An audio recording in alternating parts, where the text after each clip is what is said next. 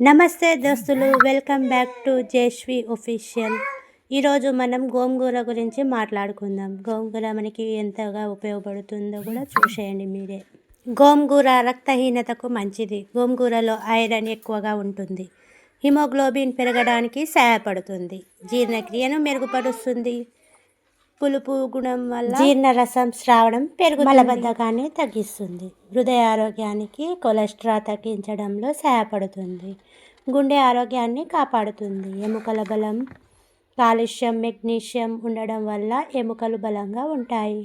రోగనిరోధక శక్తి, vitamin C ఎక్కువగా ఉండడంతో ఇమ్యూనిటీ పెరుగుతుంది. శరీర వేడి తగ్గిస్తుంది. వేసవిలో గోంగూర తింటే శరీరం చల్లబడుతుంది. గోంగూర వల్ల ఎన్నో ఉపయోగాలండి. డయాబెటిక్స్ ఉన్న వాళ్ళు కూడా గోంగూర తింటే రక్తంలో చక్కెర స్థాయిని కంట్రోల్ చేయడంలో ఉపయోగపడుతుంది. గోంగూర అంటే మంచిదండి ఆరోగ్యానికి కూడా. బరువు నియంత్రణలో కూడా మంచిగా బరువుని కూడా తగ్గిస్తుంది. తక్కువ క్యాలరీలు, ఎక్కువ ఫైబర్ డైట్లో ఉన్న వారికి. ఒకటి చెప్పడం మర్చిపోయానండి. అదేంటంటే గ్యాస్ట్రిక్ ప్రాబ్లం ఉన్నవాళ్ళు, గ్యాస్ట్రిక్ సమస్య ఉన్నవారు ఎక్కువగా తినకపోవడం మంచిది. రోజు కాకుండా వారానికి 2-3 సార్లు తింటే సరిపోతుందండి. ఎందుకంటే గోంగూర కూడా మనకి గ్యాస్ మంచిది కాదు. చూసేద్దామా ఇప్పుడు గోంగూర పచ్చడి ఎలా చేసుకోవాలో చూడండి మీరే. ఫస్ట్ నీట్గా కడుక్కోవాలి. గోంగూరని అంతా 2-3 సార్లు నీళ్ళలో కడిగి పక్కన పెట్టుకోవాలి. అందులో మనకి దుమ్ము, మట్టి ఏమైనా ఉంటే మొత్తం నీట్గా కడుక్కోవచ్చు. నేనైతే సింపుల్గా వండుతున్నానండి.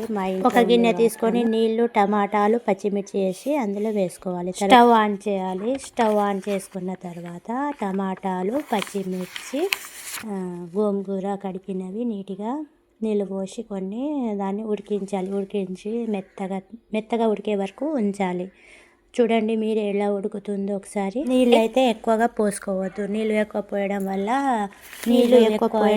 నీళ్ళు ఎక్కువై ఎక్కువసేపు ఉడకడం జరుగుతుంది. ఎక్కువ టైం పడుతుందండి. ఎక్కువ టైం పట్టడం వల్ల గోంగూర కూడా మరీ మెత్తగా అయిపోతుంది.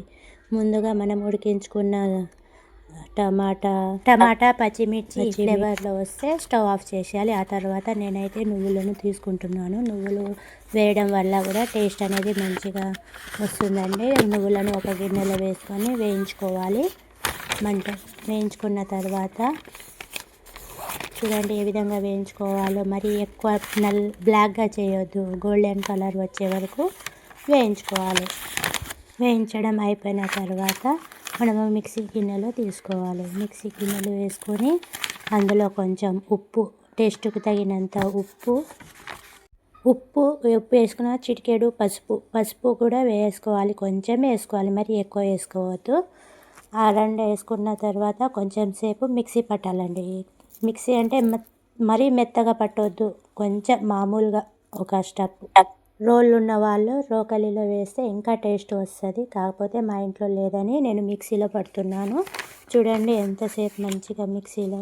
తర్వాత ఏం చేయాలంటే ఆల్రెడీ మనం ఉడికించుకున్న గోంగూర, పచ్చిమిర్చి, టమాటాలు ఉంటాయి కదండి. టమాటాలు కాకుండా ఫస్ట్ అయితే నేను గోంగూర, పచ్చిమిర్చి వేస్తున్నాను. ఈ రెండు వేయడం వల్ల మనకి ఫస్ట్ ఇవి పట్టాలండి. ఎందుకంటే పచ్చిమిర్చి అనేది ఎక్కువసేపు పట్టడం వల్ల మనకి కారం అనేది మంచిగా టేస్టీగా వస్తుంది. టమాటాలను ఆ తర్వాత వేసుకోవాలి. ఒకసారి చూసేద్దామా ఎలా వేస్తున్నానో చూడండి మీరే. ఇవి రెండు వేసి పట్టించుకున్న తర్వాత టమాటాలు కూడా వేసి మిక్సీ పట్టేస్తే అయిపోతుంది. అమ్మయ్య, గోంగూర నూరుకోవడం అయితే అయిపోయింది. ఇప్పుడు కొంతమంది తాలింపు వేస్తారు, కొంతమంది అలానే తినేస్తారు. కానీ నేనైతే తాలింపు వేసి తిందామని. చూడండి మీరే, తాలింపు వేద్దామా వద్దా, తాలింపు వేసుకునే విధానం ఇప్పుడు చూసేయండి. నేనైతే తాలింపు వేసుకొని తిందామని అనుకుంటున్నాను. మీరు కూడా నచ్చితే ఒకసారి ఈ విధంగా ట్రై చేయండి. ముందుగా స్టవ్ ఆన్ చేసి ఒక గిన్నె పెట్టి అందులో 2 చెంచాల నూనె వేసిన తర్వాత, నూనె పోసుకున్న తర్వాత మన దగ్గర జీలకర్ర ఉంటే జీలకర్ర కొంచెం వేయాలి. నా దగ్గర అయితే ఒక జీలకర్రనే ఉంది, పోపు గింజలు లేవండి. ఒక జీలకర్రతోనే నేను తాలింపు అనేది వేస్తున్నాను. కొంచెం జీలకర్ర, ఎల్లిపాయలు, 2-3 ఎల్లిపాయల ముక్కలు ఉంటే ఎల్లిపాయల ముక్కలు కూడా వేసేయండి. ఆ తర్వాత మనం ఆల్రెడీ కట్ చేసుకున్న ఉల్లిపాయలను మరియు కొత్తిమీరను కూడా వేసేయండి నూనెలో. ఉల్లిపాయలను కొత్తిమీర రెండింటిని ఒకేసారి వేసేయాలి.